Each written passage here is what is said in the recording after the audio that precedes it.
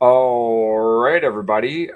This is In Liberty and Health, episode number 94. I very rarely do live streams, but I recently bought StreamYard, so I decided I might as well start having people hop on and do lives to get a little bit more interaction out of people. So make sure you check it out, subscribe, and everything. Get your supplements through axandsledge.com. Let them know I sent you. Use code Matovic10 at checkout. And without further ado, I got the great. Let me see if I can do this. I was just shooting the shit with Chase before the show. Jesus Christ.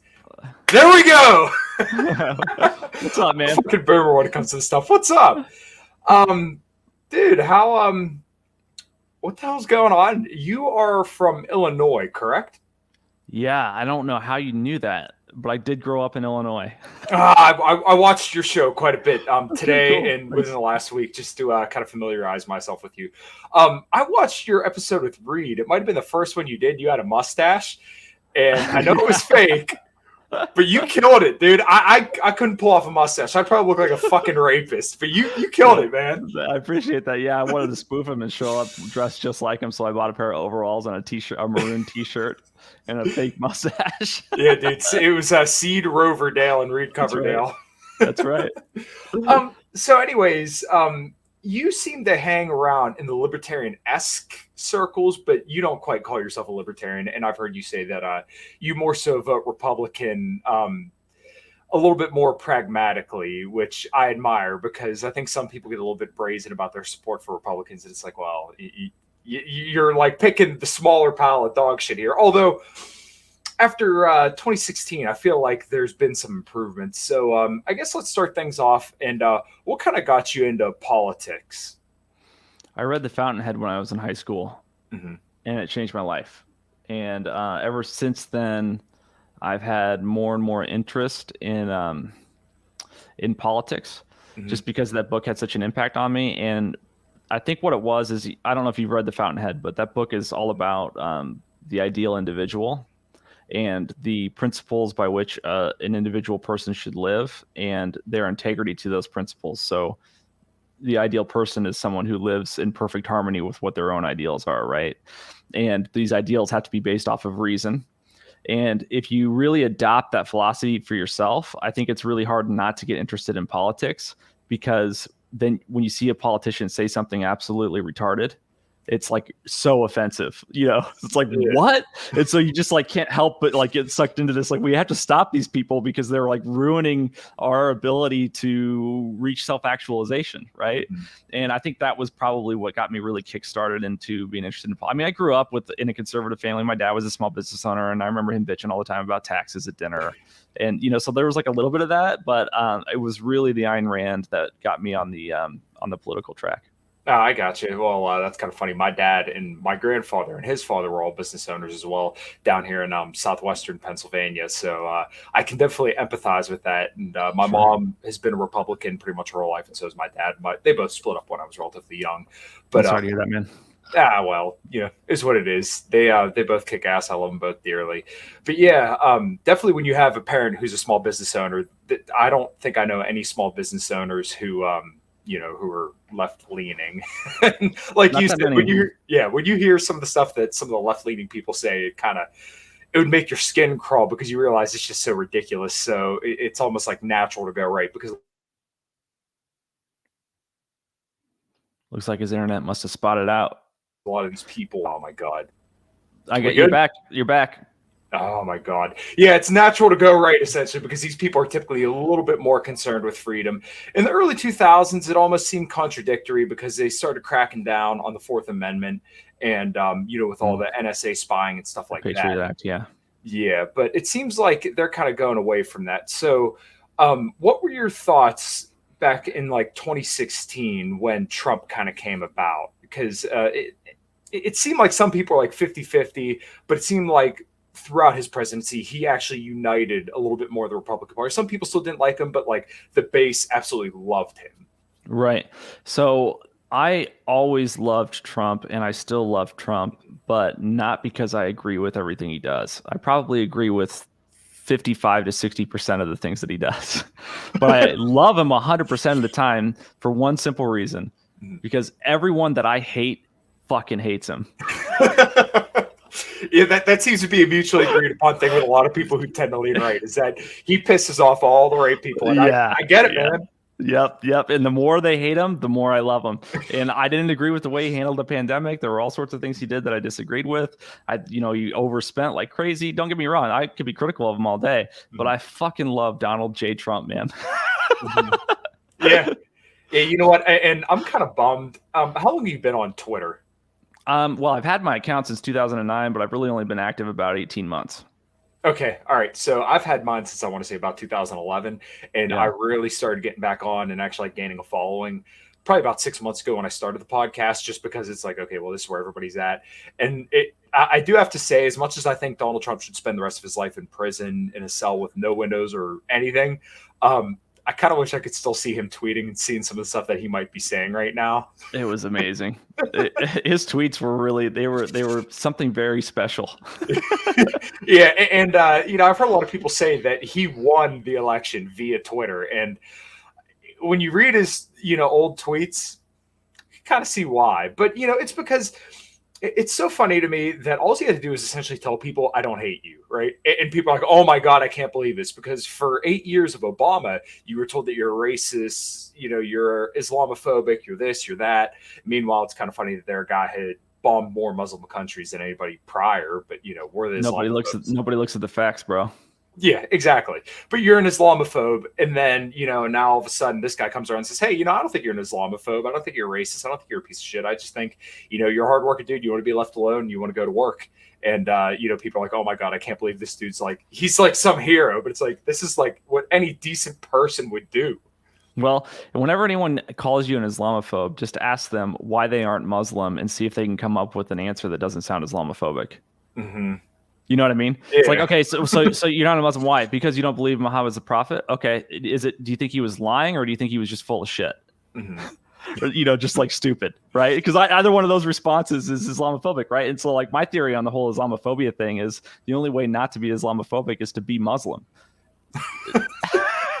That's I've never quite heard it spun that way, but yeah, you know what? I get it. Like I personally think he was a power hungry, full like evil con man, which sounds pretty Islamophobic, right? But that's why I'm not a Muslim. Like if I thought he was like a legit dude, I would join the religion. Yeah, see, a lot of the religious stuff, I hear people talk about it. Man, that's like such a freaking rabbit hole that I just can't say I ever quite dive down. So, I guess kind of tailing on to a lot of the political right stuff. What were your thoughts on some of the foreign policy stuff out of the early 2000s? Did you kind of agree with what we were doing, and did you think going to war over the Middle East was necessary? I think I heard you talk a little bit about this with Reed. It seemed like a lot of the right kind of changed their mind around when Trump came into office, because he said a lot of the right stuff, but it didn't seem like he had like the full story. But he was right in his analysis, like, hey, they lied us into war and some of the other stuff. Yeah, it's a good question. So I was just a teenager. I was born in 1990.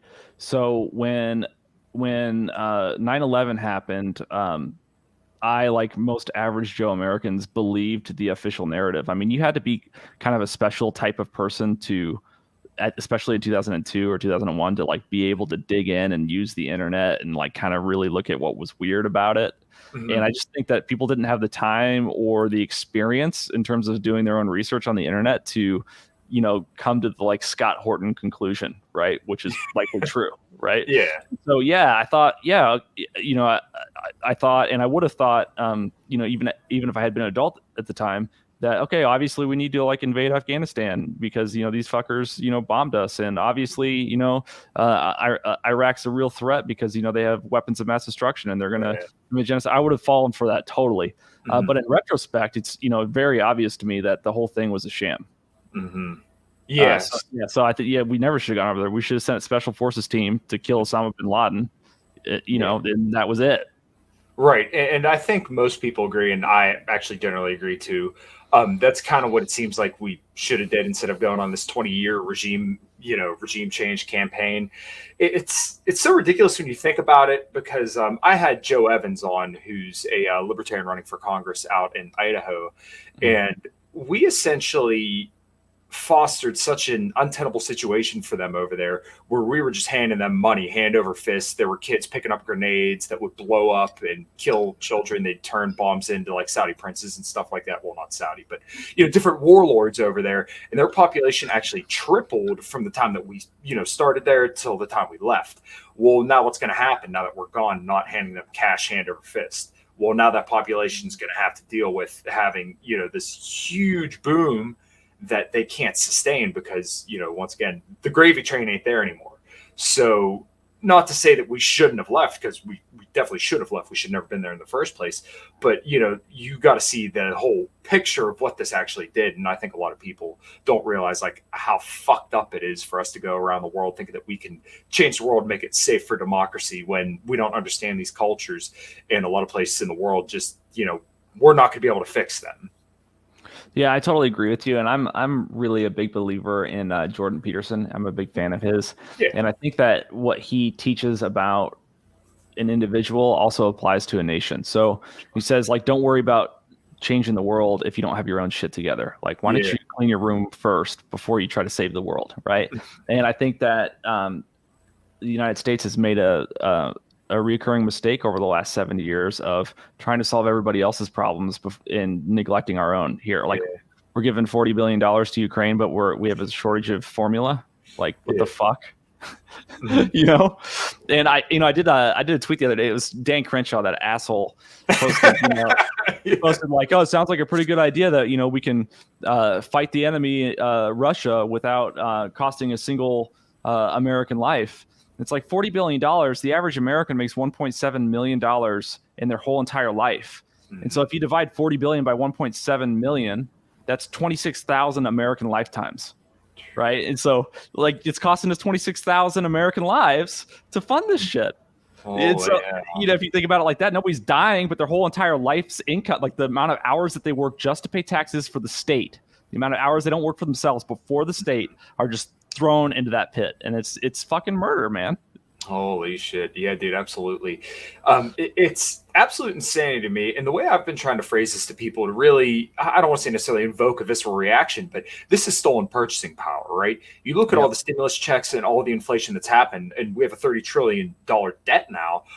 When they're sending $40 billion over in aid to Ukraine, this is your purchasing power. This is your grandfather's Social Security. This is our Social Security when we get older, which we shouldn't even have that in the first place. But like, that shit's going to be gone. That purchasing power that's getting stolen out of every single check, guess what? That just went over to Ukraine, baby. That went to go fight, the bad Russian man, right? It's absolute insanity. And I can't believe there's people seriously with Ukraine flags in their bios advocating that we should be doing this.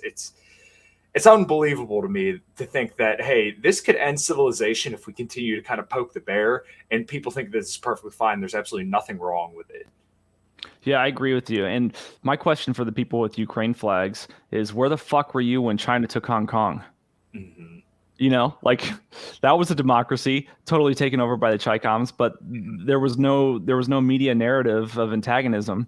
There was just a little bit of hype about the rallies and stuff, but not really. And so it's just so hypocritical and I don't know, I guess selective, the atrocities that we choose to be compassionate about or emotional about, right? So like all of a sudden we care about Ukraine, but we don't care about the Uyghur community in China, right? Or we don't care about the incredible poverty in Africa, right?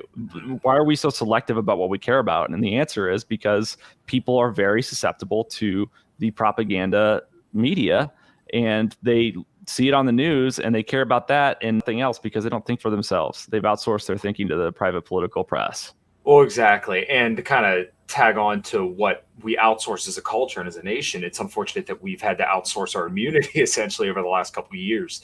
So that kind of gets to another thing I wanted to talk to you about. In 2020, where were you, and kind of what were your thoughts in March of 2020? With the pandemic? Yeah. I was one of the people that knew pretty early that it was bullshit because I looked at the numbers. Okay. Yeah, that makes two of us then. Yeah. I mean, like probably within 7 days of California announcing lockdown, I was like, this is bullshit. Yeah. And what was really menacing about it was, if there was really a serious threat, they wouldn't have had to mandate it.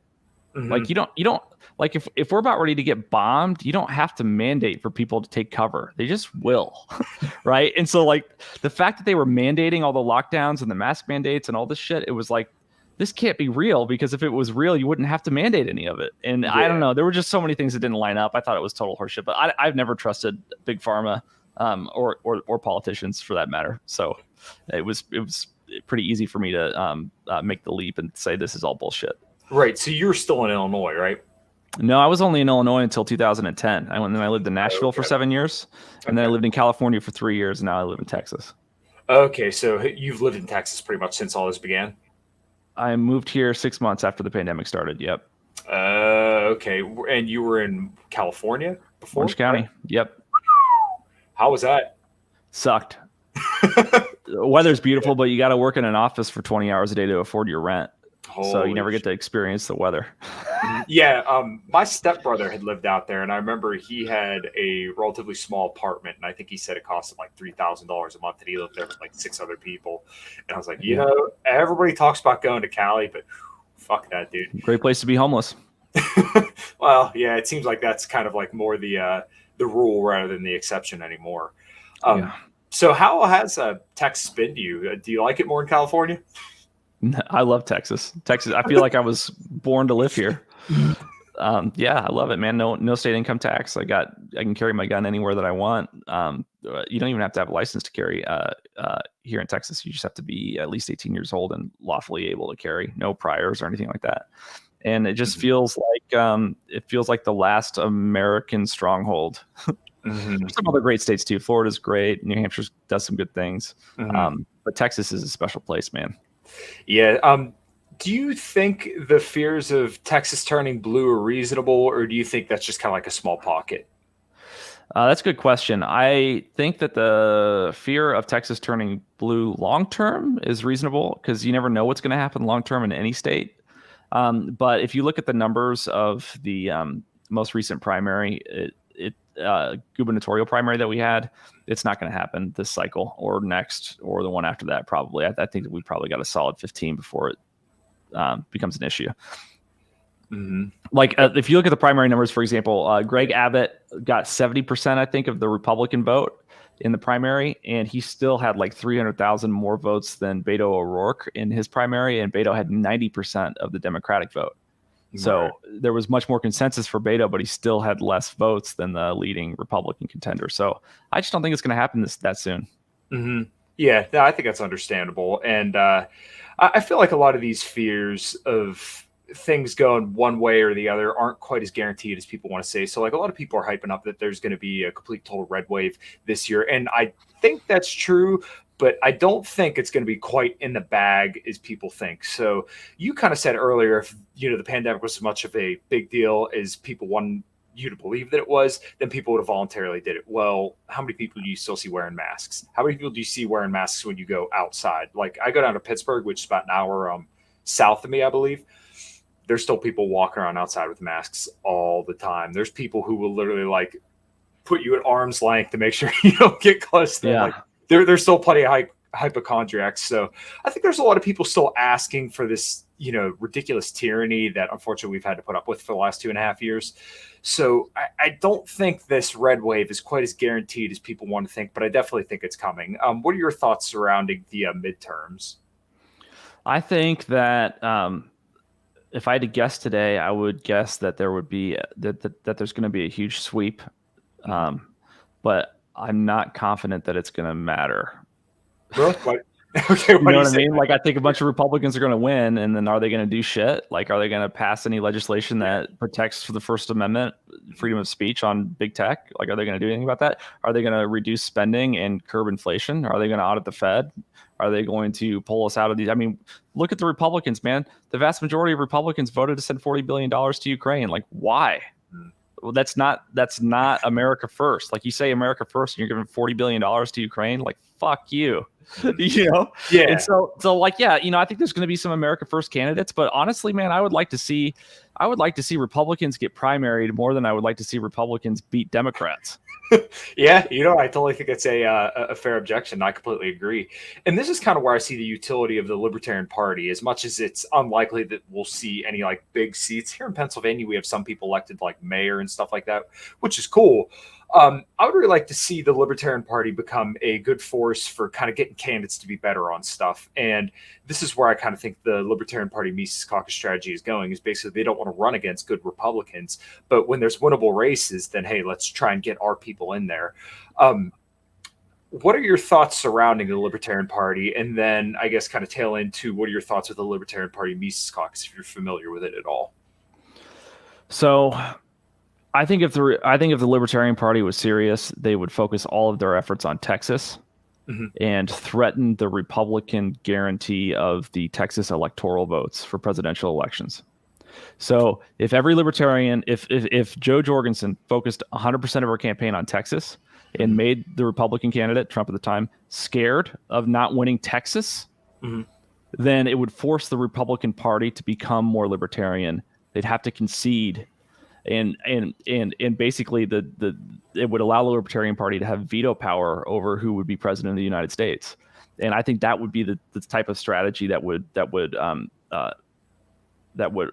culminate in a libertarian party that actually makes a difference. Mhm. I don't think you have to run to win in every instance. I think that, if we look at what happened between Bernie Sanders and Hillary Clinton, for example, obviously she cheated in the DNC primary in 2016. But if you look at what happened there, she changed a lot of her policies to be much more similar to Bernie's policies after the primary election, because she wanted the Bernie supporters to vote for her in the general. And so even though he lost the election, he had a tremendous amount of impact on her policy. And had she been elected president, Bernie Sanders, by running, would have totally changed the shape of that presidency, just by virtue of the amount of pull that he had. So, we have to stop thinking about winning and losing and start thinking about leverage.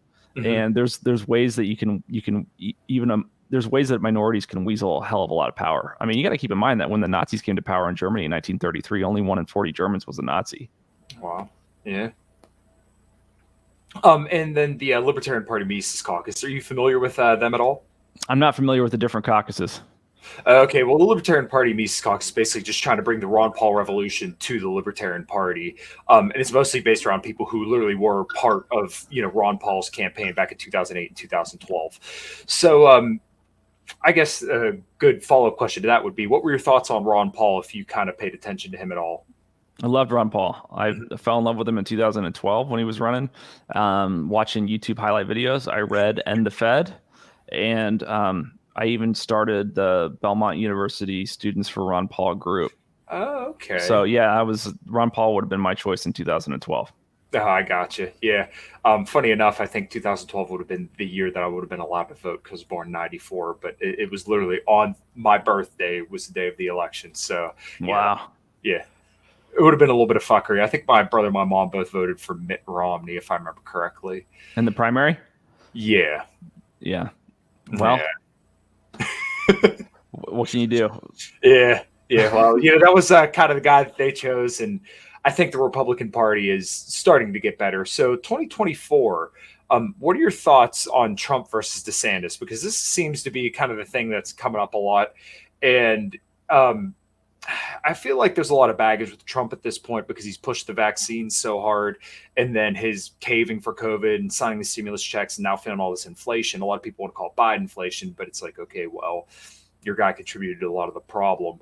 Ron DeSantis doesn't have that same baggage, and I don't agree with everything that he's doing, but to say that he's not effective is a lie. Like flat out, this dude is playing the left's game the exact way they're playing it, and he's very, very effective, and he absolutely loves his people. He is a populist for all intent and purposes, the same way Donald Trump was. But I think Ron DeSantis is probably going to be the president in 2024, to be completely honest with you. What are your thoughts, Trump versus DeSantis? I think that running against Trump is political suicide for Republicans. And Mm-hmm. I think he might run, but I think if I had to guess, and this is just my speculation, man, if I had to guess, I think that he's probably pulling for a VP ticket. Mm-hmm. And I know that Trump's gonna run, and I think that if Trump runs, he'll definitely win the primary, regardless of whether he'll win the general. And I think DeSantis would be a hell of a VP on that ticket, and they would be a hard pair to beat in the general. But I'm not sure that DeSantis seriously wants to be president in 2024, though he may run in order to leverage himself into a VP position. Mm-hmm. You see, I'm kind of like 50-50 on that. I don't know that DeSantis doesn't seem like the kind of guy who'd want to take, I don't want to say necessarily a back seat, but he doesn't seem like a vice president kind of guy, because if you look at his rhetoric and the way that he talks, he isn't quite like a public speaker, but he's very dominant, if you know what I mean. Like, he's assertive. When he says the things that he says, you know that he means what he's saying. So with a guy and a personality like that, like I said, I just don't see him wanting to sit as VP. And maybe I'm wrong, but do you think that he would run for a VP?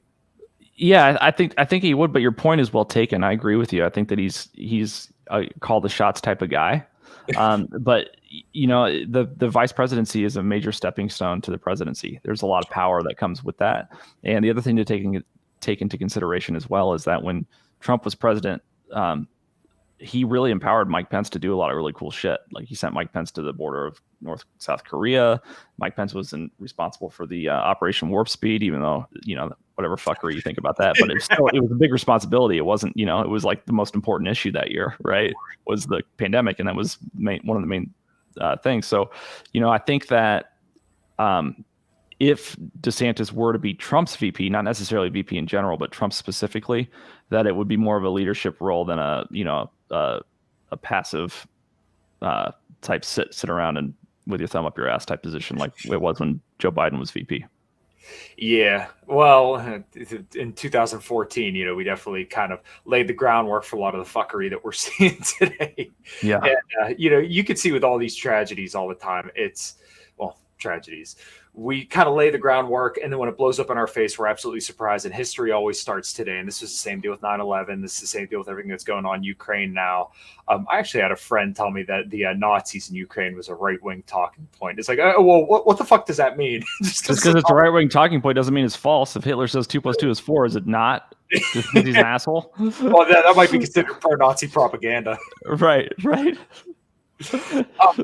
So what are your thoughts on the Roe v. Wade situation? Because I feel like this is kind of a ditch effort for the Democrats to kind of get a lot of the vote and secure their seats in the midterms. Because if women look at this very, very strongly, right? Because we've been kind of indoctrinated to believe that it's, a woman's body. She should be able to do anything that she wants.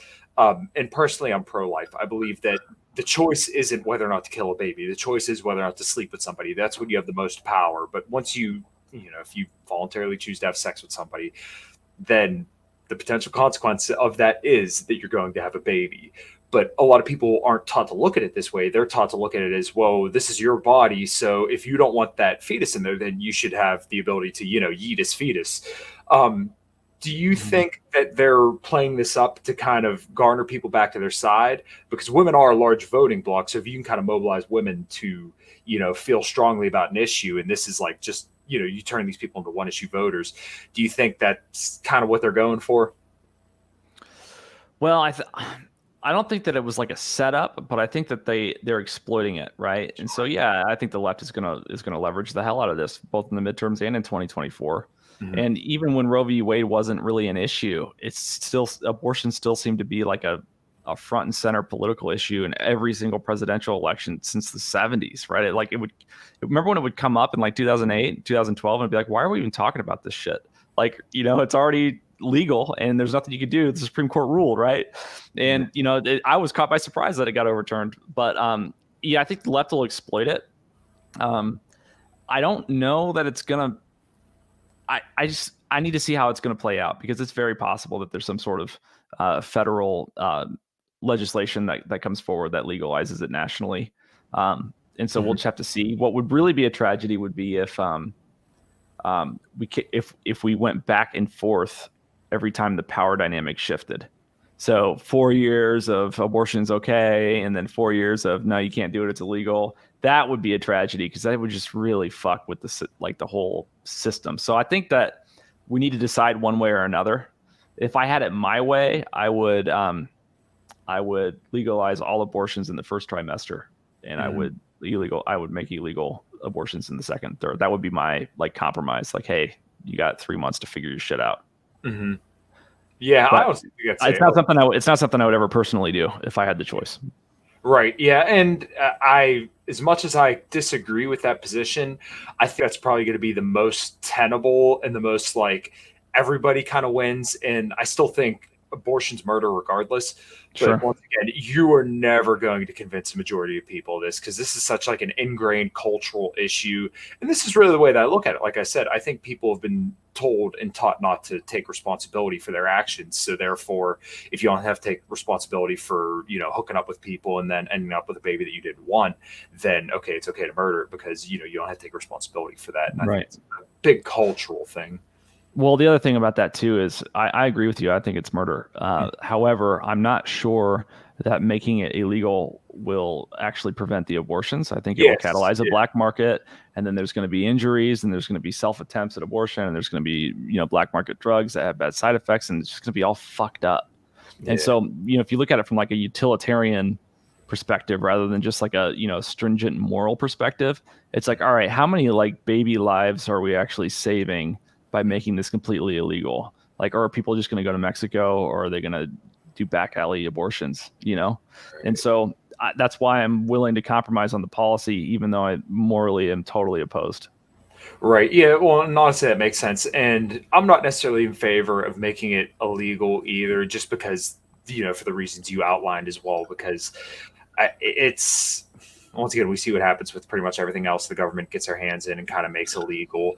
And it just generally ends up as a clusterfuck anyways. So I don't think, you know, just kind of slapping the illegal badge on is going to make all the abortions disappear overnight. It's going to be, like I said, it's a cultural issue. And you're just going to have to educate people a little bit more on it before they really change their mind on it. But that's, once again, that's not just a, hey, we put this in schools tomorrow and then all of a sudden we're in Ancapistan like all libertarians kind of think we're going to be, you know? Right. No, I'm with you. I'm with you. Mm-hmm. But it'll be interesting to see how it plays out. And, you know, hopefully we get to a point in this country where culturally abortion isn't accepted regardless of the law. Because there was a time when in the United States where there was a tremendous amount of consensus around the issue that it was the wrong thing to do. So people wouldn't do it, not because it was illegal, but because it was shameful. And I think we should make it shameful. Yeah. Yeah. Well, honestly, I feel the same exact way about plenty of things. And I think we have a lot better of a culture and society at large when you have more of that socially enforced shaming where people understand that there are certain norms you need to uphold. So this is kind of why as much as I'm a Libertarian Party guy, at least here in Pennsylvania, I'm not like the libertarian, you know, where it's free love. You got into the middle of the woods and, you know, take ayahuasca and then fuck your neighbor's dog or whatever 3 days a week. I always call myself a socially conservative libertarian. One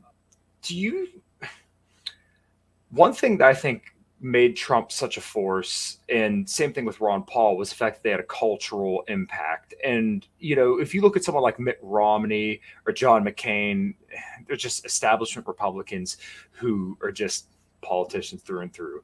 But when you come to Butler, Pennsylvania, right, this is the middle of nowhere in southwestern Pennsylvania, there's 50,000 people that showed up chanting "We love you" to Donald Trump.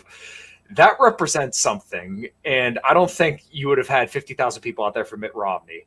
I don't think you would have had 50,000 people out there for Joe Biden. You might have been lucky if you would have got 2,000 or 200. Sure. Do you think that there's a cultural move on the right? And do you think it's good? And do you think there's anything that could be improved? I do. I think that the right is the right base. I call it the American right versus the political right. Sure. I believe the American right is increasingly populist. Mm-hmm. And I think the worse things get, the more populist it will become. Mm-hmm. And I think history is a prophecy, and we've seen this happen in other nations. And the more the political class exploits the people, the more populist the people become, for better or worse.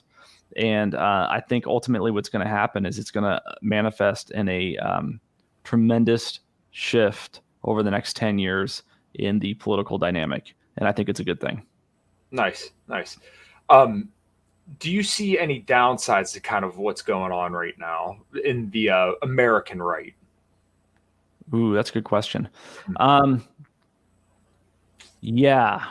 I'm trying to figure out how to frame that because it's sort of a complicated one to answer. I Mhm. think that the American right is too jumpy to blame. And I think one of the problems that we have on the right now is that the people have realized that they can't trust the mainstream narrative, the what I call the private political press, Mhm. but they are not good at finding who to trust. So yes, CNN's bullshit. So now you trust Q? Like, you know what I mean? So I think that's a problem. Like, it's like a crisis thing. Like Nietzsche said in the 1800s, he said God is dead, right? And he said, and he predicted what the implications of that would be. And he didn't mean God literally died. He meant if everyone stops believing in God, which is going to happen, then they're going to replace God with something else, like the Mhm. state, right? And we saw a lot of that happen in the 20th century, where there's like this there was a shift away from like religious authority to leaning on the state for the things that you would typically have faith in, like your religion for, or take comfort, right?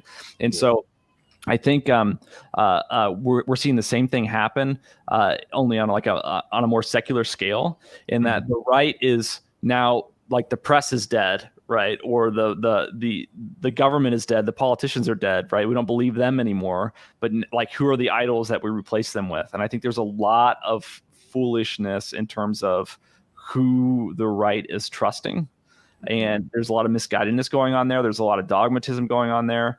But ultimately, I think that what's going to happen is there's this vacuum that's created where the American right is seeking like a shining star, like a beacon. Mhm. And Trump's kind of that, but I don't know if he's going to be that like when it really manifests. And this is a tremendous opportunity for a leader, and I mean a single person, to rise and just totally consolidate all of the attention and support and praise of the right. And like I said, I don't know if it's going to be Trump or not. It may be, but he's a little bit too old. I think there's somebody who's in their 30s or 40s now that is going to be the real populist in 10 years. And that's going to be the new right wing messiah. And I don't know if it's going to be a good person or a bad person. I hope it's a good person, but there's going to be an overwhelming consensus and power given to that person, and that they're going to have a tremendous amount of responsibility. Sound like you were describing Dan Crenshaw. That sounds like who that's going to be in a couple years. Oh my Yeah, no, he's pretty terrible. I used to like him a lot, but Yeah, I liked him on Joe Rogan after he got made fun of on SNL. Yeah, like at first I'm like, oh, he sounds good, and then you learn like two things. You read it, listen to Scott Horton once or twice. You're like, this dude's an asshole. But yeah, I agree that a lot of the populist right kind of seems like a bunch of, not using this pejoratively, but like sheep without a shepherd. Yeah, exactly. Right. And I don't think, once again, like I was saying earlier, Trump has so much baggage with him, and there was so much that kind of happened throughout his presidency that I've even seen some of like the boomer cons that I work with kind of say like, well, I don't know. They still love him, but it's like, with everything that happened in 2020 and how people just lost their heads and he couldn't get anything done, I don't think people are willing to uphold him as in the same light that they did in 2016 to 2020. I just don't think it's tenable. But like you said, if there's someone like a Ron Paul in his 40s or 30s, then I would by all means support them for president of the Republican Party. There's guys like Anthony Sabatini, Marjorie Taylor Greene, who's fantastic. Matt Gaetz, that's the other one. Yeah, Matt Gaetz is pretty good. I don't like their rhetoric around China, but other than that, they're really good on a lot of stuff. And that's where I think Trump did good, is that he kind of fostered the America First conservative movement that seems to be very, very popular among the base. And they actually care about America, and they don't want to do any of these ridiculous foreign policy adventures that, once again, the right and the left has participated in over the last 20 years. Yeah, I agree with that. And I think that the America First conservative movement is the populist movement. Mm-hmm. That's really all it is. It's populist. And people don't really like to use the term populist because it's too closely associated with nationalists. And of course, nationalist is too closely associated with Nazi. But that's exactly what's happening. And I think that we should fucking embrace it instead of shying away from it. you just have to lean into it, man. And that was what was so cool about Trump, is that anytime there was a criticism of him, he was able to just double down and lean in. They're like, "Oh, you fucked a porn star," and he denied it, but it was like, so, like, that was kind of, everyone's like, so, like, of course he did. And he had to pay her not to brag about it, and then he got his money back. Like, like, and we're not supposed to vote for him. Like, you watch a Hillary Clinton ad, it's basically the same thing as a Trump ad. Just reasons to vote for Trump. So, who do you think pissed on more people, Hunter Biden or Trump? Who do I think what? Who do you think pissed on more people, Hunter Biden or Trump? Oh, physically pissed on? I think that Hunter Biden's pissed on more people, for sure. For sure. Yeah. And it's pretty funny that they're now kind of coming around to the truth about the laptop deal. And I really didn't dig into it that much. I know that there's some bad shit on there, but what was it? The New York Times, they actually took down their Twitter account because of it. And then now a year later, it's like, oh yeah, well, New York Post. New York Post, that was it. Yeah. It's so slimy. Were you on Truth Social or Getter? I'm on both. Mm-hmm. Are they? I used Getter, and I thought Getter just kind of felt like a dollar store version of Twitter. I really don't know. I've had a lot of fun on Getter because I have I'm verified on Getter, so I get to live stream. You got the blue check? Yeah, it's red, but yeah, I got the red check. And I like the live stream a lot because I found that my live chat engagement on Getter Live is way better than YouTube or Twitter or any of the other platforms I stream to. So I've really enjoyed Getter. I think that they're doing some cool things. But it's not as sophisticated as Twitter by any means. I would really like to see Twitter get back to what it was, 6 years ago. Right. I just had another question I wanted to ask, but it completely slipped my mind. Shit. I hate it when that fucking happens. That's okay. I'll come to you. Oh, no. You know what? That's what I wanted to ask. So you went to college for audio engineering? Yeah, I did. I wanted to be a record producer, make music. I think you cut out, though. I can still see me, but I can't see you. We'll see if your internet reconnects. And you had a at the bottom. Yeah, here you go. I can see you now. You're back. Yeah. No, I fucking hate my internet. I keep joking I'm going to strangle the next Comcast guy that comes to my house. What kind of music are you into, and what were you kind of looking to do after college when you finish up your audio degree? Well, when I went to college, I thought I wanted to be a producer and work in a real recording studio with signed artists and make real records. But about a year in, I realized I didn't want to do it. So I didn't change my major because I didn't want to stay in school for another year. So I got the degree in it, and I really enjoyed the curriculum, but I just didn't want to do it. So I knew kind of early on that I wasn't going to be in the music business at all. So I did a bunch of extracurricular activities. I ran for student body president and won, and got a job in a marketing position after college, and that's what I've been doing ever since, marketing. But I'm into all sorts of different music. My favorite band of all time is the Brian Jonestown Massacre. I don't know if you ever saw the documentary Dig about them. It's awesome, and I listen to a lot of EDM. Just because I like to listen to the mix, and what these guys do is just so amazing to me. So I appreciate that. But I don't know. I'll listen to any music as long as it's good. I listen to very little rap. Okay, I thought you were about to say very little metal. I was just gonna have to end the stream right there. No, I'll listen to metal, but I like '80s metal, man, better than like the hardcore shit from today. Like, I'll listen to Motley Crue, and that's like as metal as I go. Oh my god, Pantera was the greatest band to ever walk the earth. Pantera was badass. Yeah, I just remember watching the Vulgar Home videos when I was in like high school and middle school, and seeing them. They have like these giant paper mache pot leaves out in front of hotels, lighting fireworks and destroying hotel rooms. Like literally the fucking rock star lifestyle, man. That shit's cool. Yeah, yep, absolutely, man. It's rock and roll. Yeah. So you made that film on your YouTube. I think I watched it this morning. The One American Film, or the what the hell was it called? I know you just put it up recently, but it was basically kind of describing the rise of the populist right. And you titled your podcast the One American Podcast. So yeah, I guess kind of elaborate on why you chose the One American Podcast instead of just trying to embrace conservatism Inc. like Charlie Kirk or Ben Shapiro, because you seem to be a little bit different than them. And I really like that about you.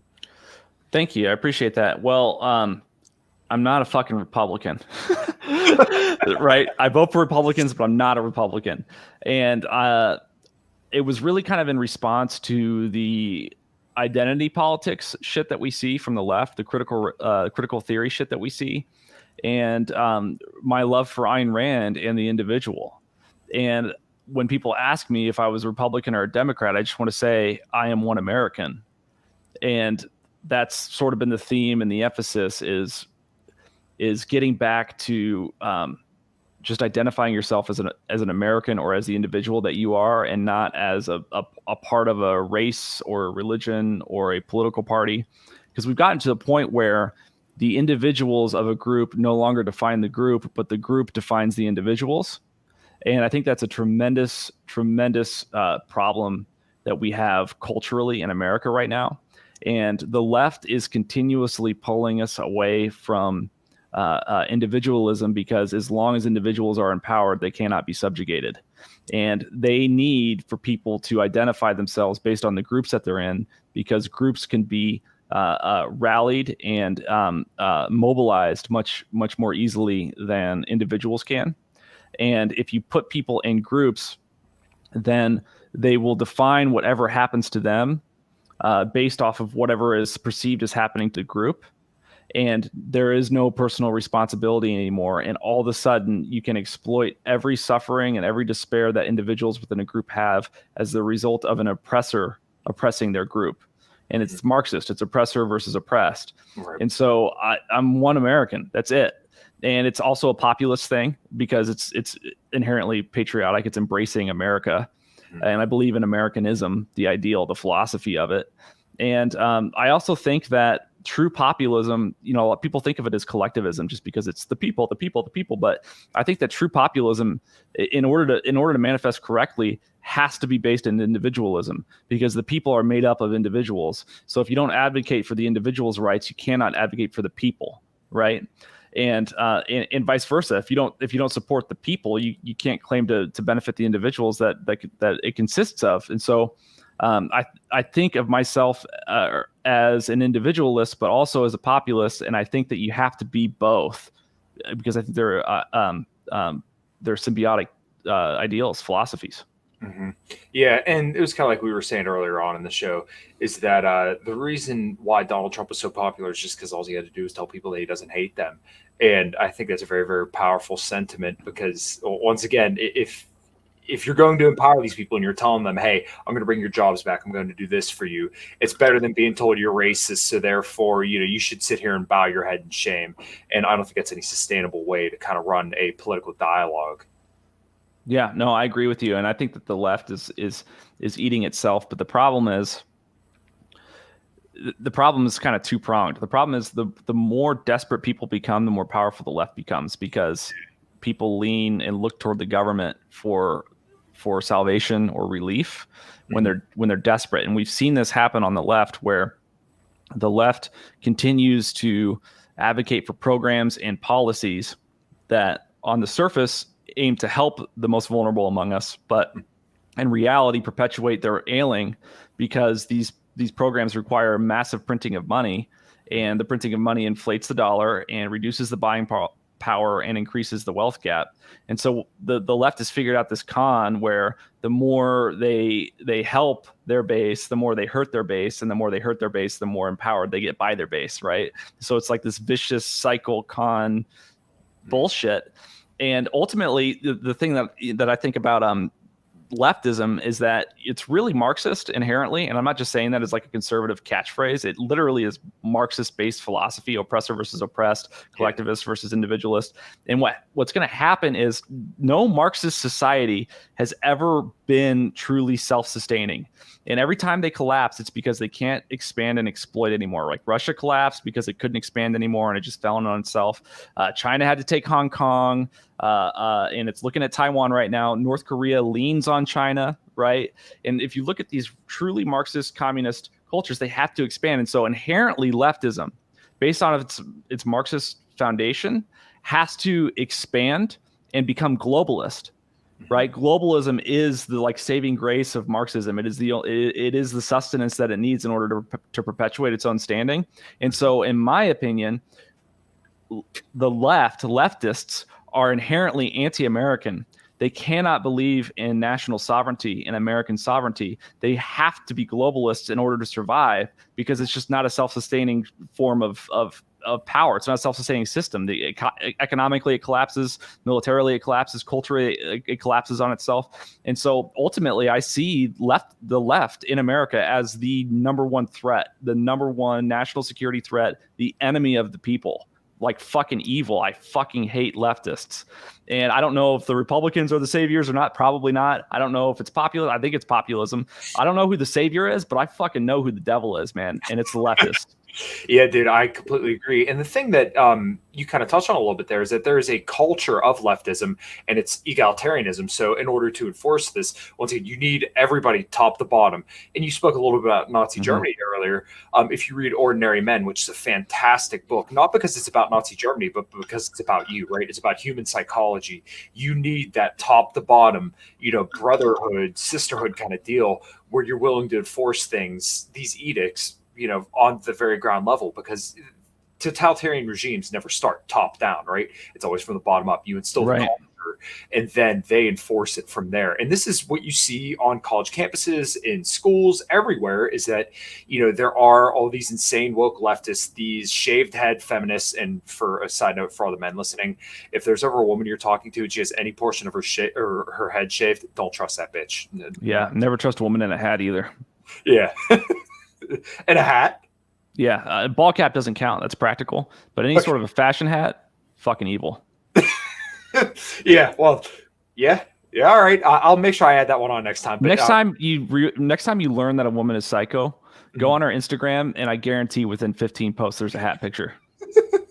Yeah, well, either that or they're going to have a rug up on the wall, right? I'm sure you probably see that. All these bitches always got rugs hanging down the wall, and they're standing in front of it with there's like it's so ratchet. Oh my God, yes. Yeah, so ratchet. I'm very thankful that I'm kind of out of the dating market, but we get that in a second. But yeah, so you need a cultural force to enforce all these things. And you even seen this with the COVID regime. What was happening is, neighbors were calling on their neighbors saying, hey, they're not wearing a mask, they're not socially distancing. You need the Karens at the ground level to enforce all these edicts to make sure that egalitarianism and the left's principles are being followed. Yeah, I agree with you. And more than that, the only way to really combat that, as far as I can determine, is not to fucking comply. Like anytime there's ever been an insurmountable injustice that somehow has been overcome, like the civil rights movement, it's because they didn't comply. Like, all right, you don't even have to be violent, just not comply. Like, we're gonna sit in this restaurant, even though we're not supposed to be here, or we're going to sit on the front of the bus, even though we're not supposed to be in the front of the bus. Right. And ultimately that's what was so shameful, in my opinion, about the way COVID happened, was that too many people on the right held their tongue and complied. And we can't fucking do that again. Right. Yeah. And the most effective way, like you said, is do not comply. When it comes to this transgenderism stuff or the social justice narratives, the CRT, do not use their language, because once you see that territory to them, now they can keep moving it, because then you have to keep adjusting their language. Don't use it. Stick to the data and you'll win from there. And I heard somebody I listened to a lot, Rollo Tomasi, kind of refer to this when he was talking about the abortion deal, is that basically you have to stick to the data, because when you start getting caught up in the feels before reels, the too long didn't read, you lose, because once again, you're stepping into their territory where they can pull you wherever they want. But if you stand firm on your principles, on data, and don't get caught up in this feelsy bullshit, then you can win virtually every single time. And I really think that's what the right and libertarians need to do, rather than try to just sit here and play the emotional game, because the left is clearly very, very good at that. They tug at your heartstrings. Hey, feel bad for these people. These welfare payments are going out to help these people. If it just saves one life, then we should lock down all of New York and throw away the key to your home. Yeah, even though now our kids are fucking 8 months behind in cognitive development, and they can't recognize facial expressions, and they can't.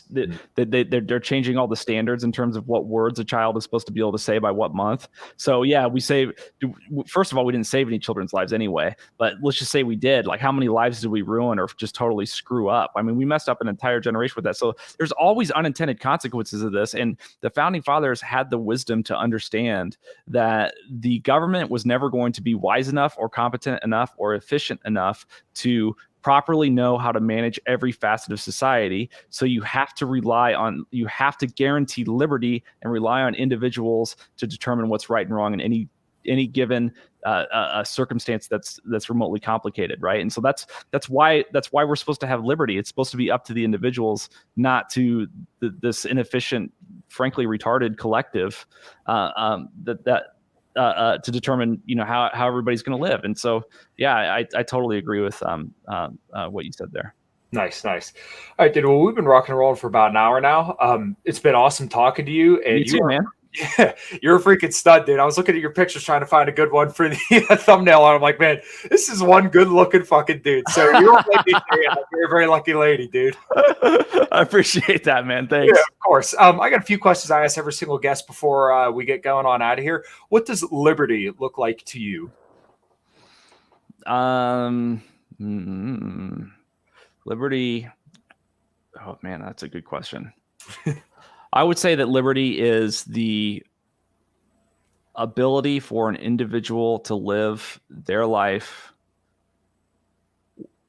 according to their own terms, to do what they want, to say what they want, to think what they want, and to keep what they produce, as long as it doesn't infringe on the rights of others. Beautiful. What does health look like to you? Health? Mm-hmm.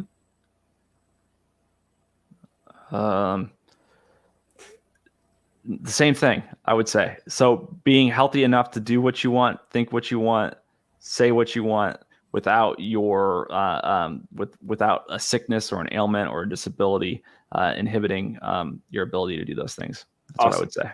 Yeah. Chase, where can everybody find you, brother? OneAmericanPodcast.com or Twitter.com/RealChaseGeiser. That's RealChaseGeiser. Nice. Well, dude, it's been a blast, and I will Likewise. share this out to everybody, and hopefully everyone enjoyed the show. And until next time, everybody, rock and roll.